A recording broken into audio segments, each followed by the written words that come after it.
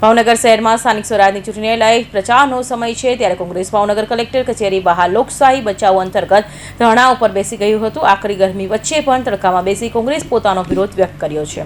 કોંગ્રેસે સ્થાનિક સ્વરાજની ચૂંટણીને લઈ બનેલી ઘટનાઓ બાદ ગંભીર આક્ષેપો ભાજપ ઉપર કર્યા છે। સ્થાનિક સ્વરાજની ચૂંટણી હોય તેવા સમયે ભાવનગર મહાનગરપાલિકાની પણ ચૂંટણી છે ત્યારે શહેર કોંગ્રેસ દ્વારા કલેક્ટર કચેરીની બહાર ધરણા કરવામાં આવ્યા હતા।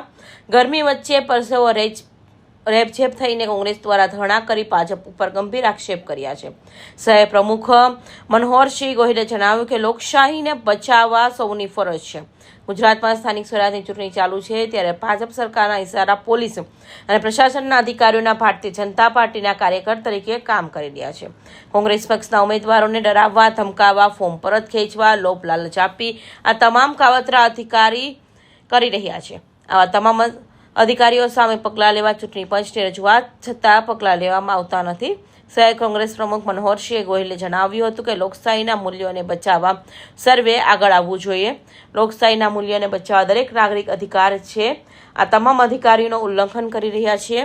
તેને હેલ્ધી સ્પર્ધા કરવી જોઈએ, પણ અત્યારે ચૂંટણી કોણ લડી રહ્યું છે તો કે પોલીસ અધિકારીને કોંગ્રેસ ચૂંટણી લડી રહી છે। કાર્યકર હોય તેમને ડરાવવા, ઉમેદવારોને લાલચ આપી તમામ પ્રકારના હથગંડા અજમાવી અને એમના ઉમેદવારી પત્ર પરત ખેંચાવવા માટે દબાણ કરવામાં આવી છે।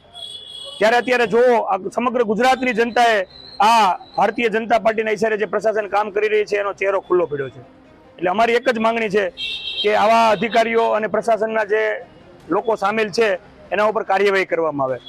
અમે ચૂંટણી પંચને લેખિત અને મૌખિક વારંવાર રજૂઆતો કરી છતાં પરિણામ શૂન્ય છે। એટલે આ લોકશાહી બચાવવાનો દરેકનો અધિકાર છે। લોકશાહી બચાવવાના આ કાર્યક્રમમાં અમારી લડાઈ ચાલુ રહેશે। કોંગ્રેસ પક્ષનો એક પણ કાર્યકર ડરશે નહીં અને ઝૂકશે નહીં અને અમારી આવા અધિકારીઓ વિરુદ્ધ કાર્યવાહી નહીં થાય ત્યાં સુધી અમારી લડત ચાલુ રહેશે। કોંગ્રેસે કહ્યું કે ભારતીય જનતા પાર્ટી કાર્યકર તરીકે કામ કોણ કરી રહ્યું છે? પ્રશાસન અને પોલીસ અધિકારી એવા અધિકારી સામે પગલાં ભરવા લોકશાહી બચાવો ધરણા ભરવા અમે બેઠા છીએ।